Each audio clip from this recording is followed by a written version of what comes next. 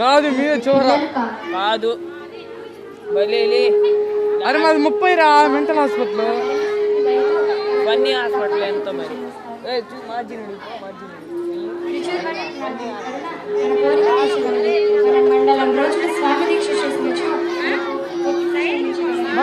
నేను ఎప్పుడే చూరున్నాను రారా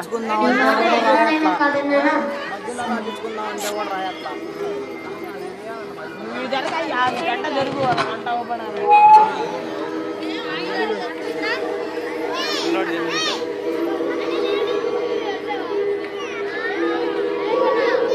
మనం దండిలమయ్యాము స్వామి. ఆ పరమేశ్వరుని దయతో మనకు పుత్రుడు జన్మించాడు. ఎంత ముద్దుగా ఉన్నాడు కదా. అవును, శంకరుడే జన్మించాడు అనేంతలా ఉన్నాడు. అందుకే ఇతనికి శంకర అనే నామం నిశ్చయించాడు. శంకరాచార్య శుభం.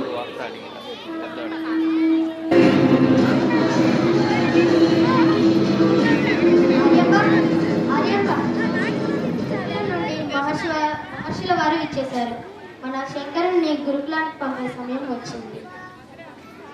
పుట్టినపై నమ్మకాన్ని నేను బాధిస్తుంది స్వామి. ఇది లేకపోతే మానవుడు పరిపూర్ణుడు కాలేడు. మన బిడ్డడు అఖిల లోకాలకి జ్ఞాన వైరాగ్యాలు సంపాదించే శంకరాచార్య కావాలి, కానీ మందమతి కాకూడదు.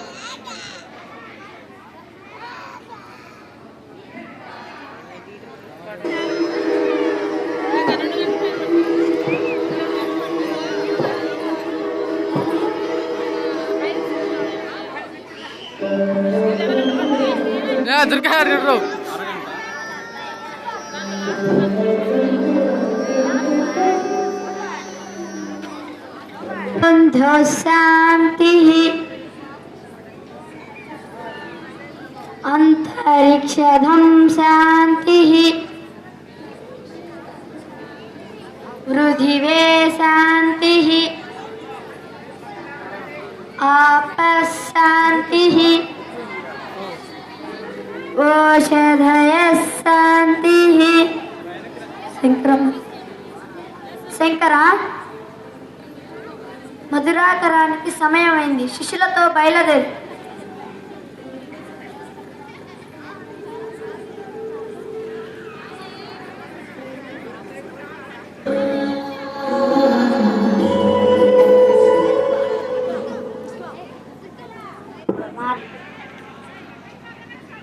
నన్ను క్షమించు, నేను కట్టు బీదరా. నీకు దానం చేయడానికి మా ఇంట ఏమీ లేదు. ఇదిగో ఈ విసిరి పండుగ.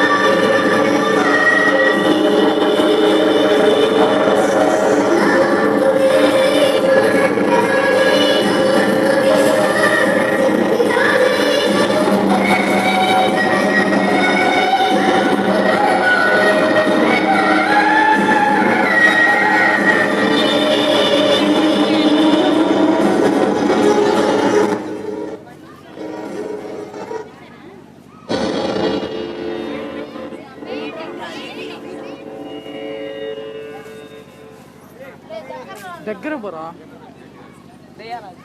తలకైది నువ్వు తలకైది పక్కకి తలకైది ఇవ్వై. శంకర, నువ్వు సాక్షాత్తు శంకరుడి నీలా ప్రత్యక్షమయ్యాడు స్వామి.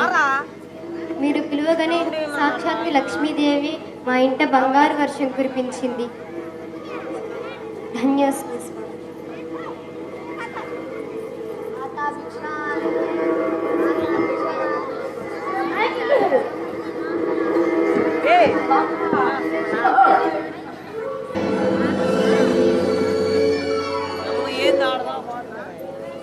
శంకర, శారదామాత ఆలయానికి వెళ్ళి ఈ నైవేద్యాన్ని నివేదించి ప్రసాదాన్ని తీసుకురా.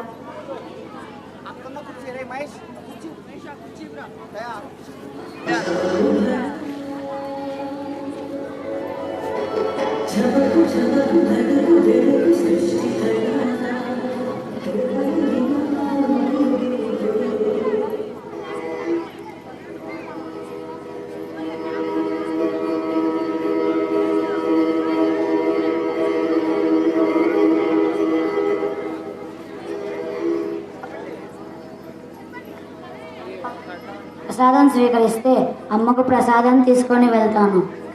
అమ్మా, ప్రసాదం తీసుకుంటే అమ్మకు ప్రసాదం తీసుకొని వెళ్తాను.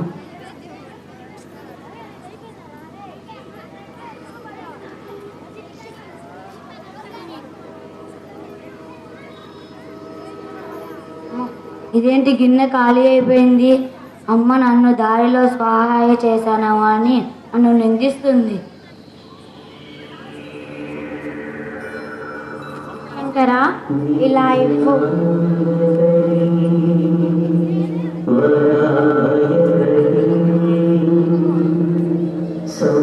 అమ్మకు ప్రసాదం తీసుకువెళ్ళు. శంకరా, నైవేద్యం బాగుందని నేను అన్నానని అమ్మకు చెప్పడం మర్చిపోకు. అలాగే మాత.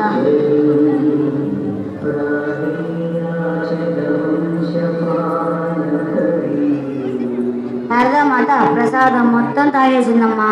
నేను దెబ్బలాడి నీకోసం ప్రసాదం తీసుకొచ్చానమ్మా. జగదంబకే నేను వండిన నైవేద్యాన్ని ఇచ్చావు. నా జన్మ ధన్యమైంది శంకర.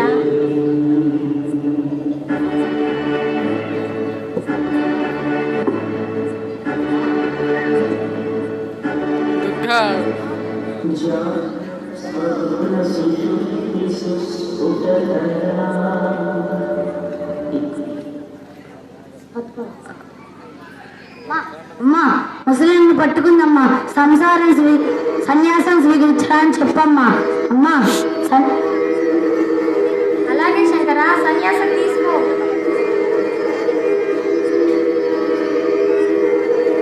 ఏమిటి నాయన నాకు ఈ ఆటలు? సంసారం అనే ముసలి నన్ను పట్టుకుందమ్మా.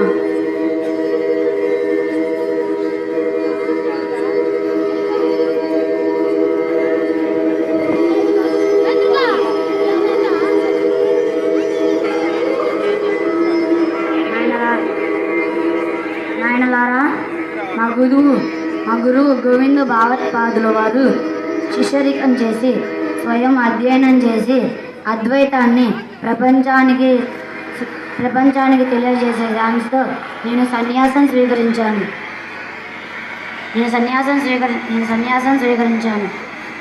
నా బోధనలు ప్రపంచానికి అందజేసే బాధ్యత మీపై పెట్టాను. అవును, గిరి పాఠానికి రాలేదే. వాడు పాఠానికి వస్తే ఎంత, రాకపోతే ఎంత, ఒట్టి మొద్దు. వాడు చాకరేవి వద్ద వస్త్రాలు ఉతుకుతున్నాడు. వాడు పుట్టబండ స్వామి. వాడు ఉత్తబండ స్వామి.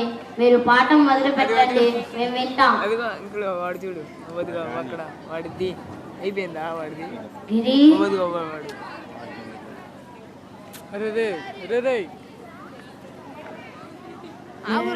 పాఠంలో నాటక ఉత్తరం చెప్పగలవా? చెప్పలేను స్వామి, నేను అసమర్థుడని, పాపిని. గిరి, ఎన్నో జన్మల పుణ్యం తర్వాతనే నీకు మానవ జన్మ లభిస్తుంది. భూమి మీద పుట్టిన ప్రతి మనిషి పాపి కాదు.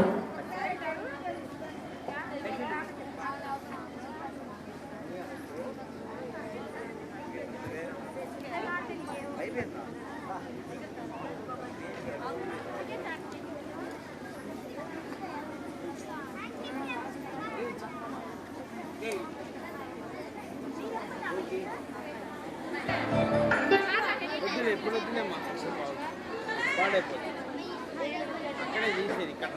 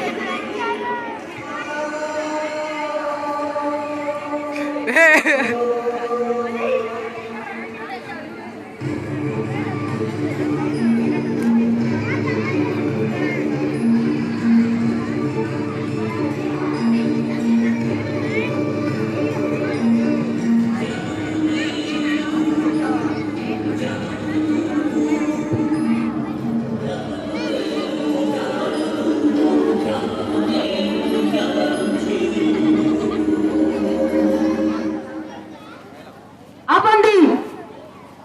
దేవుడు లేడు. లేని దేవుడికి గుళ్ళు ఎందుకు, గోపురాలు ఎందుకు, ఆరాధన ఎందుకు, అర్చన ఎందుకు? దేవుడు ఉన్నాడని నిరూపిస్తే నేను నా నాస్తికత్వం పోతే నీకు పాదాభివందనం చేస్తాను, లేకపోతే నువ్వు నా కాళ్ళు. వెనక తిరుగురా, సరి తిరుగురా రే. దేవుడు లేడు. దేవుడు ఉన్నాడని నిరూపిస్తే నేను నా నాస్తికత్వం వదిలి నీకు పాదాభివందనం చేస్తాను, లేకపోతే నువ్వు నా కాళ్ళు.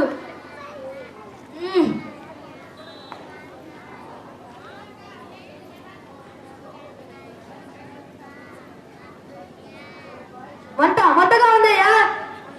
ఇక్కడయ్యా, చూపించయ్యా. వంట ఎలా చూపిస్తావయ్యా? చూపించవు కదూ. గాలి ఉంటుంది కానీ కనిపించదు. పగలు ఆకాశంలో నక్షత్రాలు ఉంటాయి కానీ కనిపించవు. భగవంతుడు ఉన్నాడు కానీ కనిపించడు.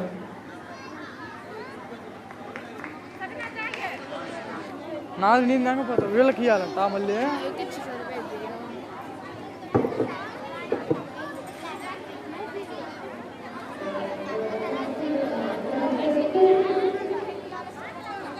లేరా రే మహేష్,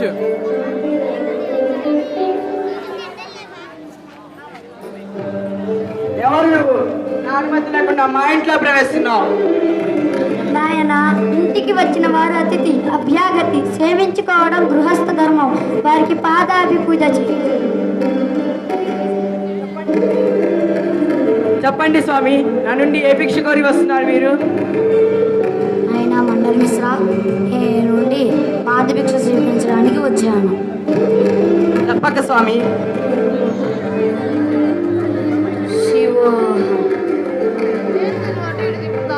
అంటే అద్వైతం. అద్వైతం అంటే రెండు కాదు, ఒకటే ఉన్నదని చెప్పే వేద సత్యం. అంటే ఈ ప్రపంచంలో ఉన్నదంతా ఒకటేనంటారా స్వామి? అవును. అంటే కోపం, ప్రేమ, మంచి, చెడ, పాపి, పుణ్యాత్ముడు అంతా ఒకటేనంటారా స్వామి? అద్భుతమైన ప్రశ్న అడిగావు మండన మిశ్రా.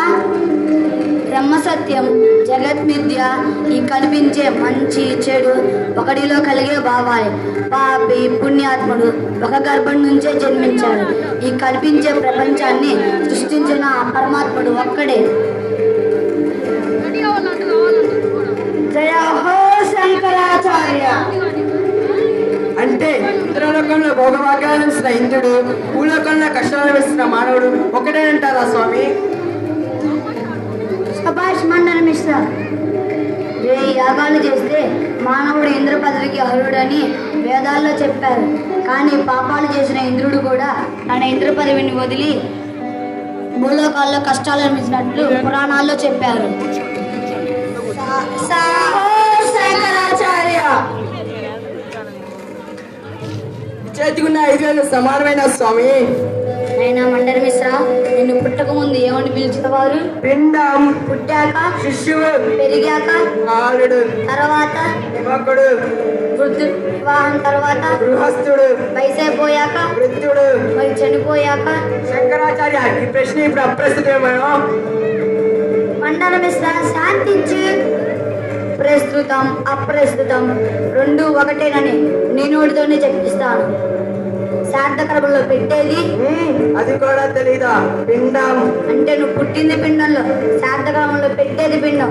అంటే ఒక్క పిండమే శిశువయ్యాడు, బాలుడయ్యాడు, యువకుడయ్యాడు, గృహస్థుడయ్యాడు, వృద్ధుడయ్యాడు, మళ్ళా తిరిగి పిండమే అయ్యాడు. ఒక్క పిండమే ఇన్ని కాలేనిది. అండపిండ బ్రహ్మాచార్యులు ఆ పరమేశ్వరుడు కాలేడా?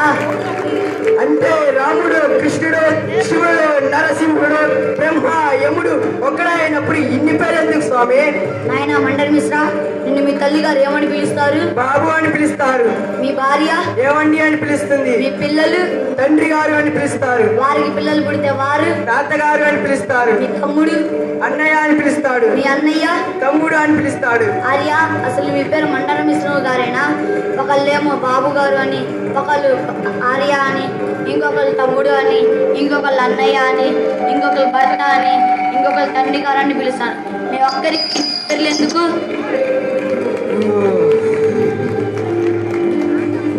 శ్రీమత్ వారి పాదాలకు నమస్కారం చేస్తున్నాను. నేను నా ఓటమిని అంగీకరిస్తున్నాను స్వామి. నేను కూడా సన్యాసం స్వీకరించి నేను మీ శిష్యుగా చేరతాను స్వామి. జయ హో శంకరాచార్య, జయ హో శంకరాచార్య. నీవు అగ్రగుణుడు, బాల్యం నుండే సన్యాసించిన నీవు ఈ ప్రపంచానికి ఆదర్శవంతుడు. నీవు మాత్రమే ఈ జగద్గురు పీఠాన్ని అధిరోహించడానికి ఆలోచించడు.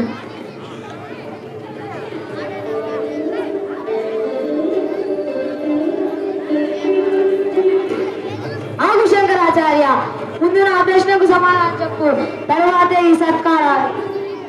ఏమిటి నీ ప్రశ్న కావాలిగా? అంతా ఒక్కటే, అన్ని ఒక్కటే అయినప్పుడు ఇన్ని కులాలు ఎందుకు? మనుషులందరూ సమానమైతే బ్రాహ్మణులు ఎవరు, దళితులు ఎవరు? నైనా కాపాలిగా, ఆవేశం పడితే నేను చెప్పేది శాంతంగా విను. బాగా ఎదిగిన ఆ వృక్షానికి, అంత ఎత్తు ఎదిగిన ఆ వృక్షానికి వేరు లేకపోతే ఎదుగుతుందా? ఎదగదు. సరే, వేర్లుండి కాండం లేకపోతే ఎదుగుతుందా? ఎదగదు. చూసావా కాపాలిక, అంత ఎత్తు ఎదిగిన చెట్టుకి అన్ని సమానమే అయినా వేర్లు భూమిలో ఉండాలి, ఫలాలు పైన ఉండాలి. ఫలాలు పైన ఉండాలి. వృక్షాలు వేర్లు నీటిని తీసుకుంటేనే కాండం బ్రతుకుతుంది, కాండం బ్రతుకుతేనే కొమ్మలు, కొమ్మలు ఉంటేనే ఫలాలు, ఫలాలతోనే భవిష్యత్తు. అదేవిధంగా అన్ని మతాల వాళ్ళు కలిసి శ్రమిస్తేనే ఈ దేశం అనే మహావృక్షం అభివృద్ధి చెందుతుంది. లభించదు. అయినా ఇవన్నీ ఇప్పుడు నాకెందుకు అడుగుతున్నారు? అయిపోయిందిరా.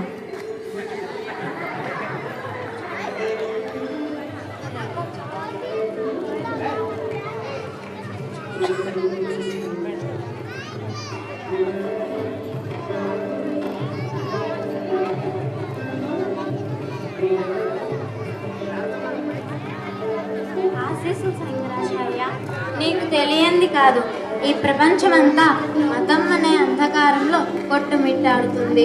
ఈ దేశమంతా మత అసహనం పెరిగిపోయింది. నేటి దేశ పరిస్థితుల సమాధానం చెప్పి ఈ పీఠాన్ని అధిరోహించు. నా సవాలుకు సమాధానం చెప్పగలవా?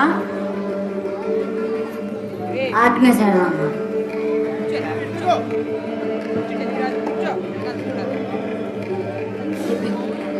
కొమ్మటం వచ్చింది.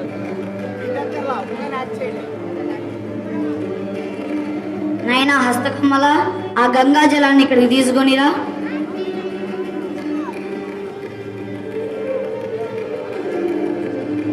నాయన కుమ్మరీలు పట్టు ఆ కావేరి జలాన్ని ఇక్కడికి తీసుకొనిరా.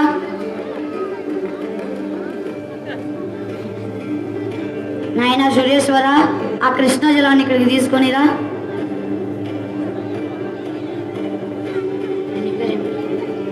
నాయన తోటకచార్య ఆ తుంగభద్ర నదికి తీసుకొనిరా. నాయనా కాపాలిక ఆ తుంగభద్ర నదికి తీసుకొనిరా.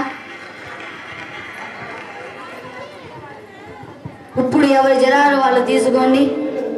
అనగా సాధ్యం శంకరాచార్య.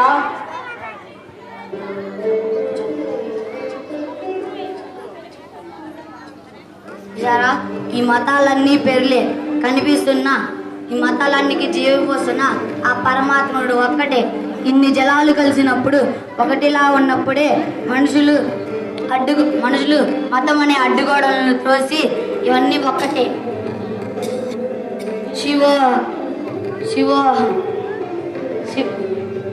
క్షీరసాగర మదనంలో విషాన్ని మింగి ఈ ప్రపంచాన్ని కాపాడిన శివుడిని నేనే. అహింసతో యూదులపై జరిగిన దాడిని ఆపిన ఆ యేసును నేనే. నిరంతర మారణ కోణంలో తగిలిన మక్కాను శాంతియుతం చేసిన ఈ మహమ్మద్ ప్రవర్తతను నేనే. భగవద్గీతలో చెప్పినట్టు యదా యదాది ధర్మస్య జ్ఞానిర్భవతి భారత. ఎప్పుడు ఎక్కడ ధర్మం అధర్మం అవుతుందో అక్కడ నేను అవతరిస్తూ ఉంటాను. సదాత్మకులను రక్షిస్తాను, దురాత్మకులను శిక్షిస్తాను.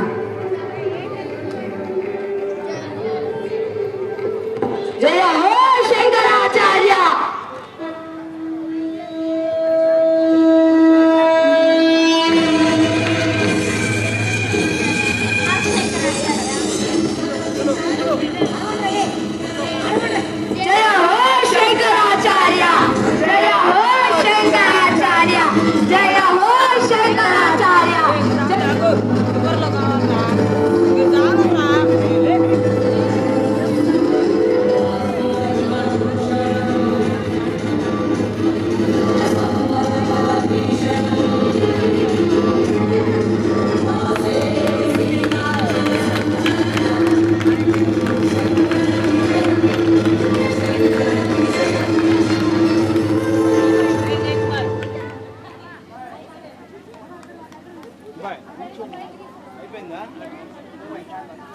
అరే